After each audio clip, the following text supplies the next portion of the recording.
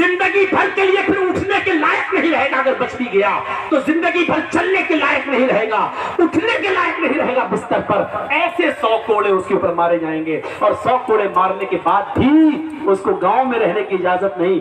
1 سال کے لیے اس کو اس شہر سے دوسرے شہر میں داخل کیا جائے گا. اس کو اپنے شہر میں انٹری نہیں ہے, کیونکہ اس کو دیکھ کر لوگ اس لڑکی کو یاد کریں گے, اچھا یہ وہ فلاں کی لڑکی کے ساتھ اس نے, تو اس لڑکی کی بے عزتی ہوگی جس کے ساتھ اس نے ریپ کیا ہے, زنا کیا ہے. اس لیے اس لڑکی کی عزت کو بحال کرنے کے لیے 100 کوڑے مار کو 1 سال کے لیے اس کو شہر سے باہر نکال دو. یہ اسلام نے سزا متعین کی ہے. اس عورت کو لے جایا جانے لگا. ایمان دیکھیے, ایمان. اس عورت سے زنا کا صدور تو ہو گیا, لیکن جب ہوش میں آئی, جب اس کو جوانی کی گرمی اس کے دماغ سے نکلتی ہے تو سوچتی اللہ یہ میں نے کیا کر لیا, اللہ یہ مجھ سے کیا ہو گیا, اللہ یہ میں نے کتنا بڑا گناہ کر لیا, اب مجھے اس دنیا میں زندہ رہنے کا حق نہیں ہے. کسی کو معلوم نہیں تھا, لیکن اس نے خود اللہ کے نبی کو آ کر بتا دیا. اس کے عیب پر پردہ پڑ چکا تھا, لیکن پھر بھی اس نے آ کر اللہ کے نبی کو بتا دیا. اللہ کے نبی نے کہا جاؤ اس عورت کو لے جاؤ اور اس کو پتھروں سے مار مار کے ہلاک کر دو, مار مار کے اس عورت کو مار ڈالو. صحابہ اس کو لے کے جانے لگے. اگلا چل جلدی چل. اس کو کھینچ لیا, وہ گر گئی. جیسی وہ کام دیا گری, وہ عورت زمین کے اوپر گری تو اس نے اپنا پیٹ سب سے پہلے پکڑا. صحابہ نے پوچھا کیا ہوا, کیا بات ہے, ایسے چلے گی تو کب تک پہنچے گی تو میدان میں, کب تجھے مارا جائے گا. کہنے لگی وہ محمد کے ساتھی ہو صلی اللہ علیہ وسلم, آئے نبی کے ساتھی ہو, مجھے دھیرے دھیرے لے چلو. جس آدمی نے میرے ساتھ منہ کالا کیا تھا, جس آدمی نے میری عزت لوٹی تھی, جس آدمی سے میں نے زنا کیا تھا, اس آدمی کا گرب میرے پیٹ میں ٹھہر گیا ہے, اس کا حمل میرے پیٹ میں ٹھہر گیا ہے. میرے پیٹ میں ایک معصوم زندگی ہے, میرے پیٹ میں اس آدمی کا بچہ پل رہا ہے. دھیرے دھیرے لے چلو, میں تیز نہیں چل سکتی. صحابہ نے کہا تیرے پیٹ میں بچہ ہے؟ کہنے لگی ہاں. رکو. صحابہ اللہ کے نبی کے پاس آئے. اے اللہ کے نبی, آپ نے اس عورت کو قتل کرنے کا, مارنے کا حکم دیا ہے, لیکن اس عورت کے پیٹ میں تو بچہ ہے. آپ نے بلایا, ادھر آؤ. آئی. تمہارے پیٹ میں بچہ ہے؟ جی. تو تم نے پہلے کیوں نہیں بتایا؟ کہا اللہ کے نبی اس لیے نہیں بتایا کیونکہ اس بچے کا باپ وہی ہے جس نے میرے ساتھ زنا کیا ہے, اور میں نہیں چاہتی ہوں کہ یہ بچہ پیدا ہو, اور جب اس بچے کو بڑے ہو کر پتا چلے کہ میرا باپ کا پتہ نہیں, میں ناجائز اولاد ہوں, تو یہ زندگی بھر مجھے گالی دے گا. اس لیے میں چاہتی ہوں کہ میں مروں تو میرے ساتھ میرے پیٹ کا بچہ بھی مر جائے, اس لیے میں نے آپ کو نہیں بتایا. نبی اکرم نے کیا کہا, اے عورت نہیں, قصور تیرا تھا, غلطی تیری تھی, زنا تو نے کیا, تیرے پیٹ میں پلنے والے اس معصوم بچے کا کیا قصور ہے, اس بیچارے کی کیا غلطی ہے, اس کو تو کیوں مارنا چاہتی ہے؟ نہیں نہیں, ابھی تمہیں قتل نہیں کیا جائے گا, ابھی تمہیں مارا نہیں جائے گا. جاؤ ابھی اس بچے کو اپنے پیٹ میں 9 مہینے تک پالو, اور جب بچہ پیدا ہو جائے تب لے کر آنا. ناجائز بچہ ہے پیٹ میں, باپ کا پتہ نہیں ہے, لیکن اللہ کے رسول ایک ناجائز بچے کو بھی گرانے کی اجازت نہیں دے رہے ہیں. کاش مودی جی کے چمچے, یوگی جی کے چمچے کم سے کم اس حدیث کو پڑھ لیتے, نبی کی زندگی کی اس واقعے کو پڑھ لیتے. چاچا کیا ہو گیا؟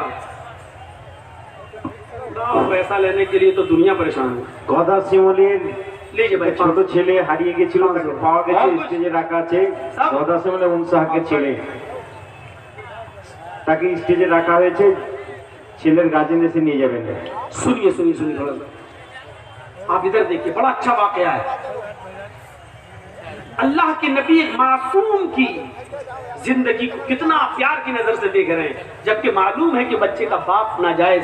یہ بچہ جب پیدا ہوگا تو حرامی بچہ کہلائے گا, ناجائز بچہ کہلائے گا, لیکن اس کے باوجود اللہ کے نبی کہہ رہے ہیں بچے کو نہیں مارا جائے گا. بچے کا کیا قصور ہے؟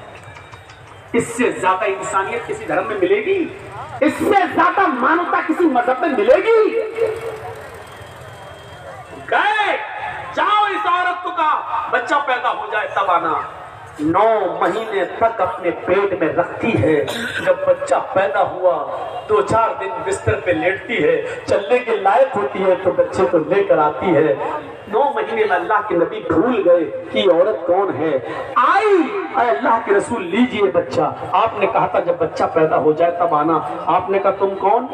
کہا نہیں پہچانا. کہا نہیں, میں وہی عورت ہوں جس سے زنا کا صدور ہوا تھا اور مجھے قتل کرنے کے لیے بھیجا جا رہا تھا. میرے پیٹ میں بچہ تھا. آپ نے کہا او غامدیہ, قبیلے غامدیہ سے؟ ہاں. اچھا اچھا اچھا, او اب بچہ پیدا ہو گیا؟ کہ ہاں. یہ لیجیے.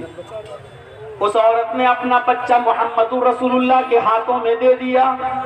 میڈیا والوں لکھو اگر تمہارے قلم میں طاقت ہے, دکھاؤ مامتا کی یہ شکل مودی جی کو اور یوگی جی کو. بتاؤ کہ مولوی جرجیس نے ڈنکے کی چوٹ پر اعلان کر کے کہا ہے انسانیت کا یہ سبب جس بچے کا باپ پتا نہیں ہے جو پیدا تو ہو چکا ہے لیکن ناجائز اولاد ہے, ایسی ناجائز اولاد کو محمد رسول اللہ اپنی گود میں اٹھا رہے ہیں, اس بچے کو اپنے سینے سے لگا رہے ہیں. تم تو برہمنوں کے مندروں میں شودر نہیں جا سکتا ہے, برہمن کی تھالی میں ہریجن نہیں کھا سکتا ہے. تم نے تو چھوٹ چھاٹ کے ایسی نیت بنا دیے ہیں کہ اللہ کے بندوں میں ہی بٹوارا کر دیا ہے کہ برہما جی نے اپنے منہ سے برہمن کو پیدا کیا, ہاتھوں سے چھتری کو پیدا کیا, رام سے ویش کو پیدا کیا, پیروں سے شودر کو پیدا کیا. برہما جی نے اپنے منہ سے اس کو, ہاتھوں سے اس کو, چھتری کو, ٹھاکر کو اور ہریجن کو سب سے نیچے والے حصے سے. تم نے تو بٹوارا کر دیا ہے, تم نے تو بٹوارا کر دیا ہے. میرے پیارے ساتھیو ذرا تصور تو کیجئے اسلام کے اندر مساوات کا ایسا درس ملے گا, ایسا درس ملے گا. آپ کے محلے کی مسجد ہے, اذان ہو گئی ہے, پہلی صف بھر گئی ہے, جرجی صاحب مسجد میں جاتے ہیں, ایم ایل اے منہاج صاحب مسجد میں جا رہے ہیں نماز پڑھنے کے لیے. اسلام کا کی مساوات دیکھیے, آگے والی سب بھر گئی ہے, جرجی صاحب میں, منہاج صاحب میں اتنی طاقت نہیں ہے کہ آگے کی سب سے کسی آدمی کو ہٹا کر پیچھے کر دے. چل ہٹ ہٹ ہٹ ہٹ, میں جرجیس ہوں, میں عزت والا اصل و رسوخ والا آدمی ہوں, میں آگے بیٹھوں گا. ایم ایل اے صاحب کہتے ہیں پیچھے ہٹ, میں آگے بیٹھوں گا. اسلام نے یہ پاور نہ ایم ایل اے صاحب کو دیا ہے نہ جرجیس کو دیا ہے. سعودیہ کی سرزمین پر مکے سے بڑی کوئی مسجد کون سی ہو سکتی ہے؟ وہاں ٹیکسی ڈرائیور اگر خانہ کعبہ میں پہلے پہنچ گیا ہے, رکشہ چلانے والا پہلے پہنچ گیا ہے اور وہ پہلی صف بھر چکی ہے, تو سعودیہ کے بادشاہ کو بھی ادھیکار نہیں ہے کہ اگلی صف سے کسی آدمی کو ہٹا کر پیچھے کھڑا کر دے اور خود آگے کھڑا کر دے. نہیں نہیں, جو میرے گھر میں پہلے آیا وہ پہلے بیٹھے گا, جو بعد میں آیا وہ پیچھے رہے گا. یہ تمہاری عدالت نہیں ہے, یہ تمہارا گھر نہیں ہے, یہ تمہاری اسمبلی نہیں ہے, یہ تمہاری میراث نہیں ہے, یہ مسجد ہے, یہ اللہ کا گھر ہے. یہاں ہمارے گھر میں کوئی ایم ایل اے نہیں, کوئی ایم پی نہیں, کوئی مولوی نہیں, کوئی حاجی نہیں, کوئی نمازی نہیں. ہمارے گھر میں سب برابر ہے. کلکم من آدم وآدم من تراب لا فضل لعربی علی عجمی ولا لعجمی علی عربی. کوئی گورے کو کالے پر فوقیت نہیں, کوئی کالا گورے سے افضل نہیں, کوئی امیر نہیں, کوئی غریب نہیں. میرے گھر میں سب آئے, سب برابر ہے. رکشہ چلانے والا بھی میرا بندہ ہے, میرے نام پر بھیک مانگنے والا بھی میرا بندہ ہے, اس ملک کی بادشاہت کو چلانے والا بھی میرا بندہ ہے, لیکن میرے گھر میں آنے والا سب میرا محتاج ہے اور میری نظر میں سب برابر ہے. میری نظر میں سب برابر ہے. خانہ کعبہ کا طواف کر رہے حضرت عمر فاروق کے پوتے سالم ابن عبداللہ, سالم ابن عبداللہ عمر فاروق کے پوتے طواف کر رہے ہیں. اس زمانے کا امیر مکے کا گورنر ہشام ابن عبد الملک ہے. وہ دیکھتا ہے کہ پھٹے پرانے کپڑے احرام میں یہ بیچارے ہیں, تو کہنے لگا اے عمر فاروق کے پوتے ہو تم؟ جی. اتنا پرانا پھٹا پرانا کپڑا پہن کر تم یہاں آئے ہو؟ چلو کیا چاہیے مجھے بتاؤ. اللہ کے گھر میں खाने काबा में तवाफ के दौरान गवर्नर पूछ रहा है हजरत उमर के पोते से, तुम्हें किस चीज की जरूरत है बताओ, हम तुम्हारी जरूरत पूरी कर देंगे, मैं इस इलाके का गवर्नर हूँ। और हजरत सालिम इब्न अब्दुल्लाह क्या कहते हैं, इन्नी ला अस्तही मिन अल्लाहि अन असला फी बैती गैरा, अल्लाह के घर में अल्लाह के होते हुए मुझे किसी गैर से मांगने में शर्म आती है।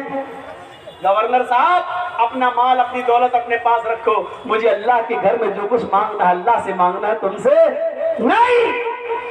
अल्लाह के घर से जब दुआ हुआ मांग के निकल गए, सालिम इब्न अब्दुल्लाह कुछ दुआ मांग रहे थे तवाफ के बाद, 7 चक्कर लगाने के बाद दुआ मांगी। दुआ क्या मांग रहे थे ये अल्लाह जानता है, सालिम इब्न अब्दुल्लाह जानते, तीसरा कोई नहीं जानता। भाई हमने क्या दुआ मांगी आज तक, तो हम जानते हो, मेरा रब जानता है, बस तीसरा तो कोई नहीं जानता। तो हिशाम देख रहा है कि सालिम इब्न अब्दुल्लाह क्या कर रहा है।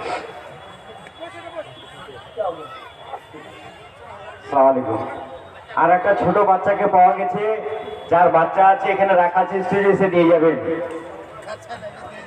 একটা ছোট বাচ্চাকে পাওয়া গেছে, যার বাচ্চা আছে স্টেজ থেকে এসে নিয়ে যাবেন। सालिम इब्न अब्दुल्लाह दुआ मांग रहे हैं और हिशाम इब्न अब्दुल मलिक देख रहा कि दुआ मांग रहे हैं। दुआ मांग के ये बाहर निकले तो हिशाम इब्न अब्दुल मलिक गवर्नर भी बाहर निकल गया। गवर्नर ने कहा, सुनो, अल्लाह के घर में तो तुम्हें शर्म आ रही थी, ये तो अल्लाह का घर नहीं है, ये तो बाजार है, बताओ तुम मुझसे क्या चाहते हो।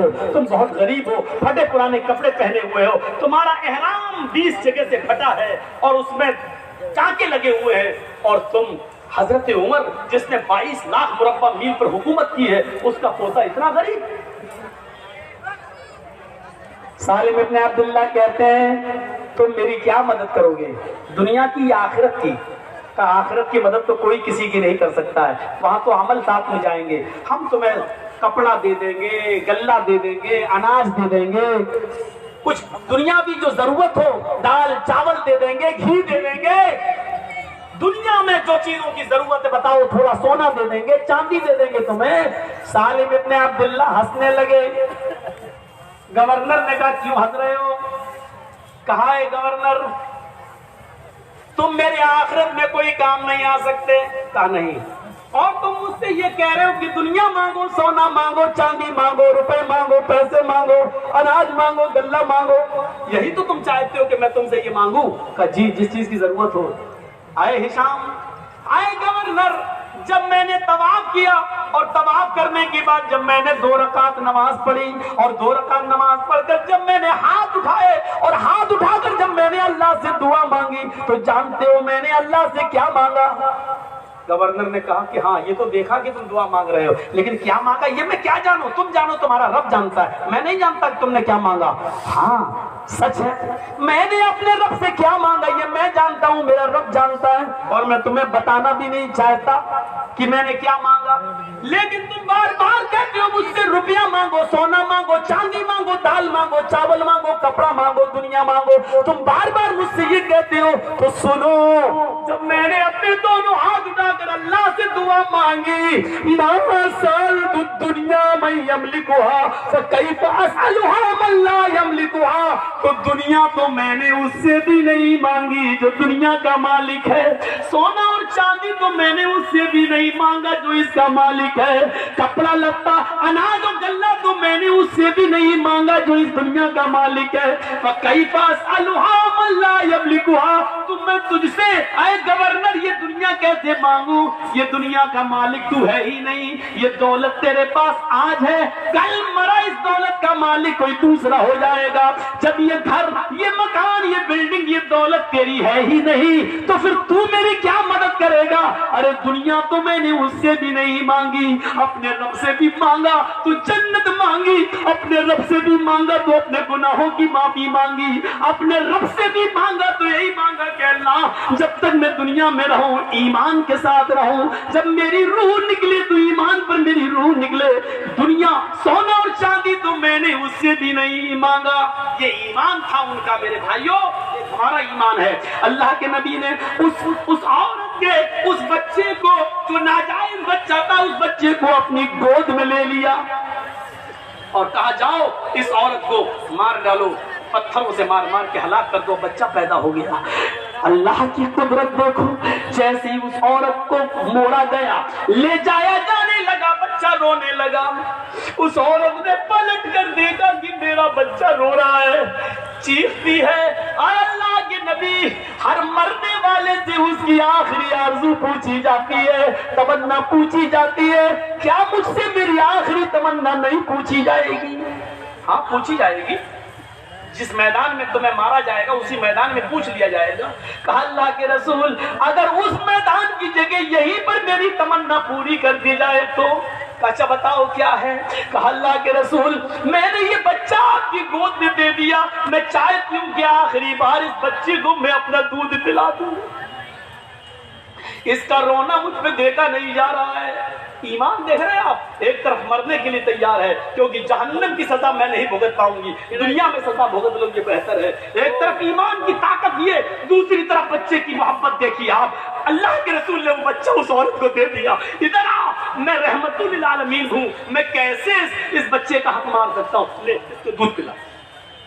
اس عورت نے گھوم کر، جیسے ٹرینوں میں بسوں میں عورتیں گھوم جاتی ہیں اور ساڑی اٹھا کر دودھ سے لگا لیتی ہیں، اس عورت نے چہرہ گھما کر اپنے بچے کو اپنے پستان سے لگا کر دودھ پلایا، دودھ پی لیا، بچہ ہنسنے لگا۔ اللہ کے رسول کے ہاتھ میں اس عورت نے ایسے کر کے دیا تاکہ بچے کی محبت اس کے دل میں نہ آنے پائے۔